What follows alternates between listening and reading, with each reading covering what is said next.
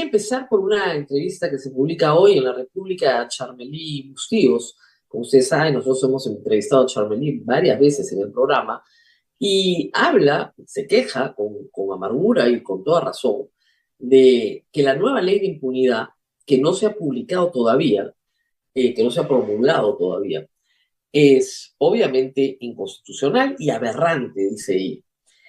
A ver, ¿qué ha pasado? Y eso hay que señalarlo.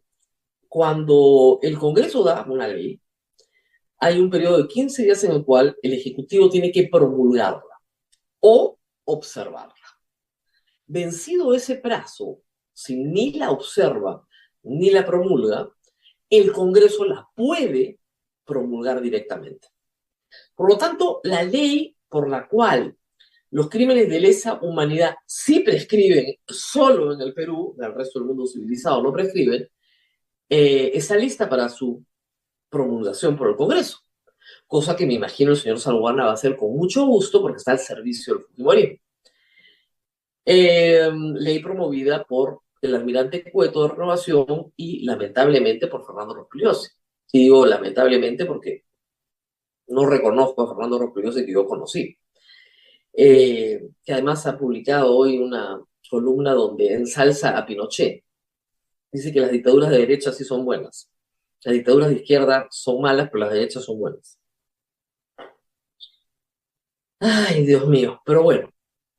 Y lo que Charmelí señala, y hay que decirlo, es que aun cuando el Congreso promulgue esta aberración jurídica, los jueces tienen el poder de no aplicar esa ley. Y eso es lo más importante que hay que decir ahora. Cuando todo nos falle, la justicia no debería fallar. ¿Por qué? Porque hay una institución en el derecho que se llama control difuso.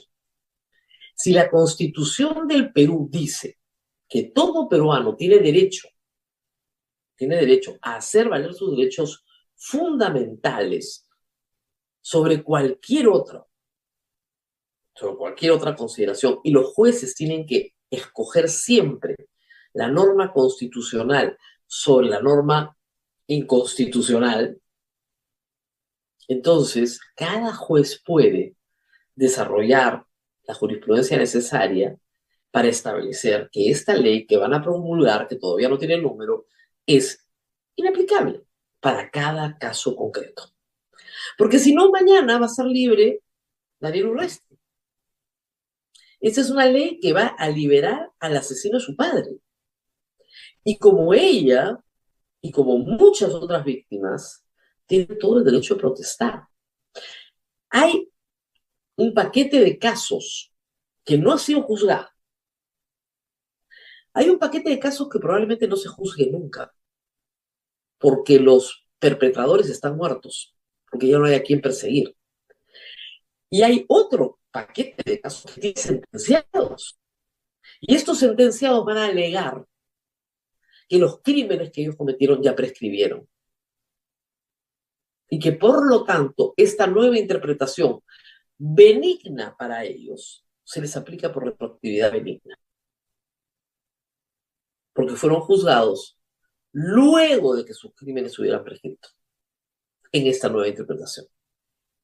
Entonces, hay que recordarle a los jueces una y otra vez que tienen que aplicar control difuso para podernos defender a todos de esta barbaridad que está haciendo el Congreso, que es inaceptable. Porque esta norma no solamente se aplica a los casos que no han sido juzgados, sino se va a aplicar también a los sentenciados. ¿Qué buscan finalmente? Favorecer a Alberto Fujimori y a Vladimiro Montesinos. Eso es lo que están buscando. ¿Qué busca APP? Congraciarse con Fuerza Popular. Incluso se habló hace algún tiempo y podría volver, de una alianza política. Se llevan muy bien. Richard Acuña, Luis Galarreta, Miki Torres coordinan. Un grupo de profesionales en el Congreso de la República, todos vinculados a APP, empleados de la Dirección de Reglamento Legal, Oficina Legal y de Constitución, han elaborado los informes necesarios para que se le pague la pensión a Alberto Fujimori. Pensión que no ha pasado ni siquiera por la mesa directiva, porque nos hemos enterado este fin de semana que ya se la pagaron en julio. Ni siquiera con la aprobación de mesa directiva. El abogado del señor Fujimori ha dicho, pero ya le pagaron julio a sus 15.600. ¿Qué tanta desesperación por darle una pensión a Alberto Fujimori? Alberto Fujimori no tiene ningún problema económico, su hija menos. ¿Por qué hay esta necesidad de, sí, le han dado una pensión que le corresponde como presidente? Para crear la narrativa, la mitología, de que el señor es inocente, que no hizo nada y que estuvo años en la cárcel por las puras. Ese es el único objetivo. Y están detrás de eso. Ayer en la República decían, si le quitaran todos los meses lo que le paga el Estado para pagar la reparación civil, nos demoraríamos 300 años, más o menos, en cobrar. No creo que viva 300 años, ¿verdad? Más de los que ya ha vivido. Entonces, todo esto es una pantomima. Acá hay una alianza entre APP y el Fujimorismo. Luis Valdés salió ayer en Twitter a decir que le habían negado el derecho a palabra. Lo entrevistaron en el reportaje de Punto Final. Lo entrevistaron. Tanto Punto Final como Cuarto Poder ha sacado ayer historias sobre este tema. Y todos los empleados que han participado en esto están vinculados a su gestión como congresista o el gobierno regional de la Libertad. Y todos son militantes de APP. Por sus méritos nos han contratado en el Congreso, sí seguro, pero todos son militantes, los tres son militantes de APP, los tres que tienen que tomar la decisión directa de sacar un informe que diga que sí le corresponde a Alberto Fujimori una pensión contrariando la propia ley que lo prohíbe. ¿Quién te firma eso? ¿Qué abogado te firma eso? Solamente uno que tenga un compromiso político. ¿Con quién? Con APP. ¿Y qué tiene que ver APP con el Fujimorismo? Esa es la pregunta. Y de ahí el reportaje. ¿Qué tiene que ver APP con el Fujimorismo? Ahí están. Van como aliados. Están de aliados en la mesa directiva y van a ir como aliados en todo lo que sea necesario. Si Salguana no le gustaba a Keiko Fujimori, bueno, ahora le gusta mucho, pues, porque es la administración que permite que le paguen un dinero a su padre que en realidad sirve para lavarle la imagen al padre, no para otra cosa. Pero no le lava nada, porque al final del día es absolutamente vergonzoso todo el asunto. Es vergonzoso todo el asunto. Una persona condenada, como les expliqué la semana pasada, que se allanó a los crímenes de corrupción. No hubo juicio porque aceptó los crímenes de corrupción, se le entregue 15.600 soles mensuales, cuando está condenado. Y hay una ley que prohíbe ese pago. Lo que quieren demostrar es que pueden violar la ley y no les pasa nada. Es un acto de poder. Y que APP es un aliado sólido del Congreso para poder violar la ley y que no te pase absolutamente nada. Eso es lo que quieren probar. ¿Qué más tenemos? Bueno, nuestro ministro del Interior es el favorito de los programas dominicales. ¿Ah? Qué bárbaro el hombre. A ver, el problema es su clientela. Resulta que terminó asesorando, acá por acá lo resume más o menos bien la República también, terminó de abogado de la empresa china, ¿se acuerdan ustedes? Que tiene que ver con los primeros actos de corrupción que se detectan al gobierno de Castillo, donde está metido de cabeza el ministro de Transporte Juan Silva, ahora prófugo, China Railway Company, ya. ¿Quién creen que era su abogado? Santibáñez era su abogado. No está mal, la gente tiene que ganarse la vida. Pero digamos que la clientela de clientes es extraña, ¿no? Luego, parece que también hay otros involucrados en otros actos de corrupción que también pasaron por la cercanía con el ministro Santibáñez. Y luego él recomendaba abogados para un general que había cometido una serie de delitos bastante serios. Todo esto, ¿cómo lo sabemos? Porque el capitán Culebra entregó su celular completo y todas sus conversaciones durante 2 años con el ministro Santibáñez. Entonces, esa es una caja de Pandora. De ahí sale toda la conducta de Santibáñez en los últimos 2 años. A quién quiere ver, con quién quiere hablar, lo contacta y le dice, consígueme el teléfono, consígueme el contacto, quiero que sea, quiero recomendarle un abogado, o sea, todo. ¿Y por qué conocemos, y por qué el capitán Culebra entregó todo esto? Porque el señor Santibáñez dijo que le habían suplantado la voz. Ese fue el origen de todo, que él nunca había dicho nada sobre Marcos y Fuentes.